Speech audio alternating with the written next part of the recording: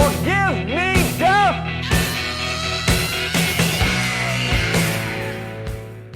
A lot of people are really addicted to social media, but could there actually be a social network out there that is for the people? Well, my guest today, Bill Ottman, is the founder and CEO of Minds.com. It's a new social network that's very similar to a lot of other platforms that you might be familiar with, but Minds.com sets themselves apart because they encrypt all of their messages, thereby keeping it safe from the prying eyes of advertisers and government agencies.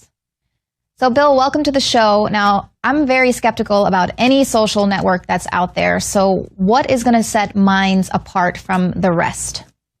Sure. So Minds is a free, open source, and encrypted social networking platform that actually rewards people with viral reach just for using the app.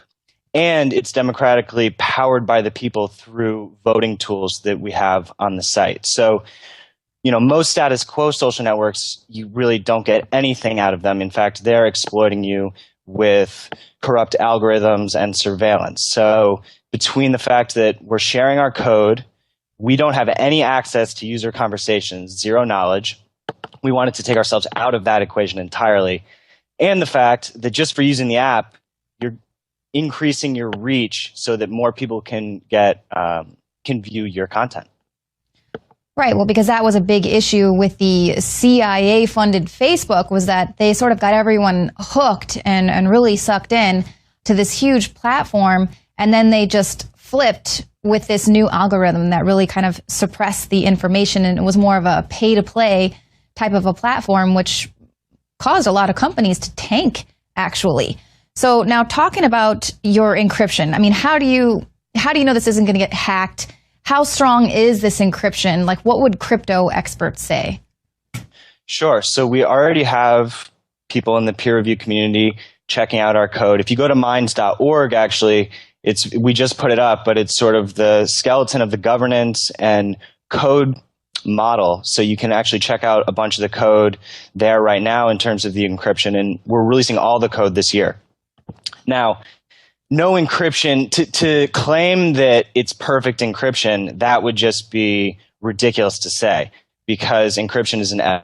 And actually allowing the community to inspect our code, it's the best that we can do compared to all other social networks. I mean, other networks will say that they're private and encrypted, but because their code is proprietary, they're not allowing the peer review community to inspect the code, so they're backdoors into your system. So you're kind of in this beta testing stage right now. So you have people going in, experts looking at the code and saying, well, there's a vulnerability here, there's a flaw, a design flaw here. And are you sort of taking all that feedback and fixing it at that point, strengthening the encryption? Absolutely. We've already had a bunch of security researchers contact us privately about certain possible vulnerabilities. We've never been hacked to this point, so that sort of stands for itself. But we wouldn't claim to be hack-proof. Nobody is hack-proof. But we've had some great commentary on. There's a platform called Git, which allows programmers all over the world to collaborate on code. So we've already received some great suggestions there, and that's only going to keep amplifying. Right, because there was kind of a little bit of feedback with the online. I was seeing a lot of different anonymous groups out there sort of doing a little bit of infighting, saying, anonymous, they're claiming that we all support this program, but, obviously it's not an organization. It's more of an idea. So, I've seen one of the bigger anonymous groups out there on Twitter saying, well, any social network is going to be CIA, especially if they say, trust us, something like that. So what do you want to say to people out there that are kind of pushing you as the next Facebook? And, I guess you're saying right now you're not claiming to be totally hack-proof, but you're trying. Right. First of all, we're not saying trust us. I mean, we think that we're sort of doing everything we can by being transparent in this way. And, the media sort of ran with the whole anonymous story because certain groups of anonymous do support what we're doing, and there's tons of anonymous accounts on the site. We allow anonymous accounts. You don't have to use your real name. You don't even have to use a real email. So definitely elements of anonymous do support us, but others are being skeptical, and that's good. We think that, I mean, for everybody to just blindly say, "Oh yeah, go for it," don't second guess everything. They should question what we're doing, and we want that process to keep happening. Right, and that's why I think what you're doing is so important, because allowing people to have access, this open source platform, it's allowing people to be a part of the solution. So describe to me, why is it so important for people to understand the code that they're interacting with? Sure. So every time you turn on your computer, every time you open a browser, every time you log into an app, you're empowering a corporation with your energy and your activity on that network. So when people are using proprietary browsers like Chrome or Safari or all of these, every time you log in, you're empowering them. So we're saying it's not just about using Minds, it's about using all free and open source platforms, whether it's Firefox for your browser or Ubuntu for my operating system. These are empowering open companies. Wikipedia, they took out all the proprietary encyclopedias, and that has been a great thing for humanity in general. It's about having access to information about the products that we're consuming.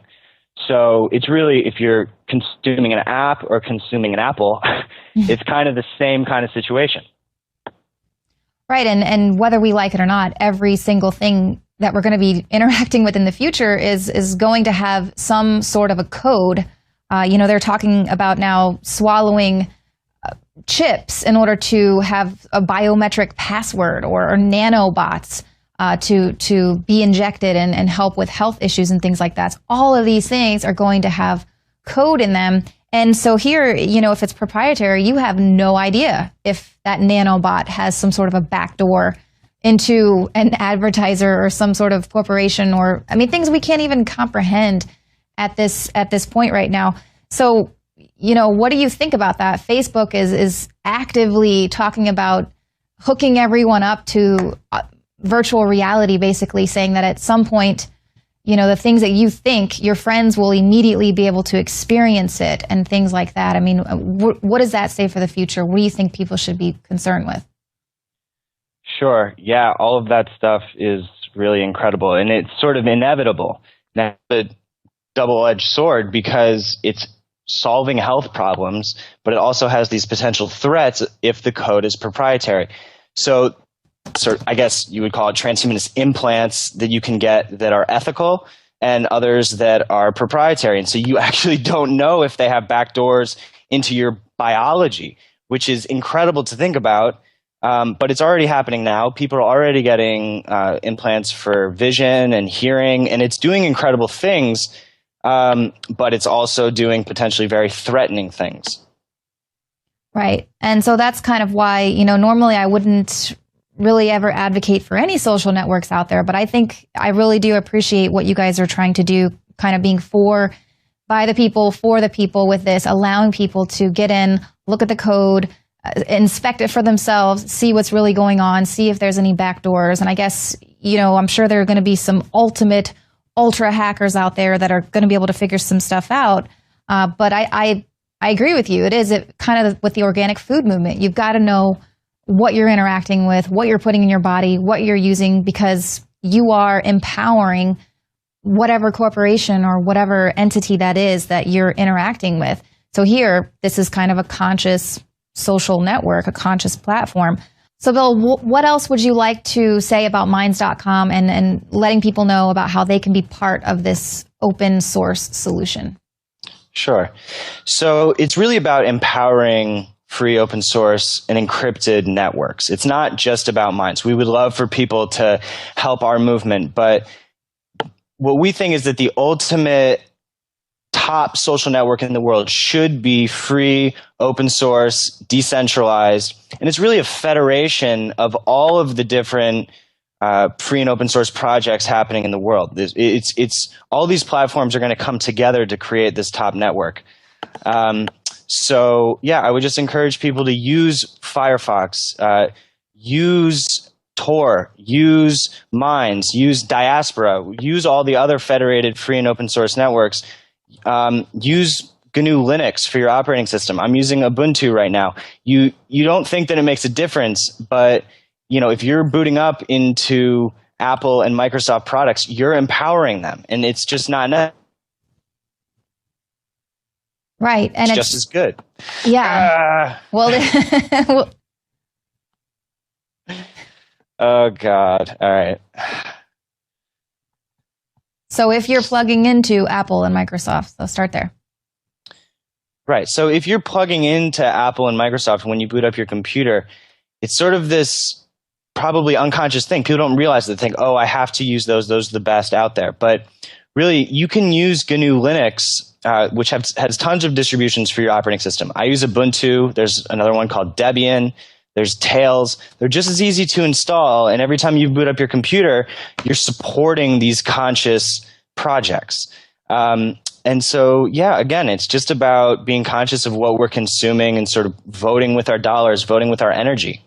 Absolutely. And we can see just how the organic food movement has taken off. The same thing, people voting with their dollars, or people choosing to tune into alternative media rather than consuming lamestream dinosaur media for all of their news. That's what it's all about. There are power in numbers, and it is all about being conscious of what you're investing your energy into, and absolutely fighting for the future, because it doesn't belong to just those people who want to control it. Well, Bill, thank you so much, founder of Minds.com.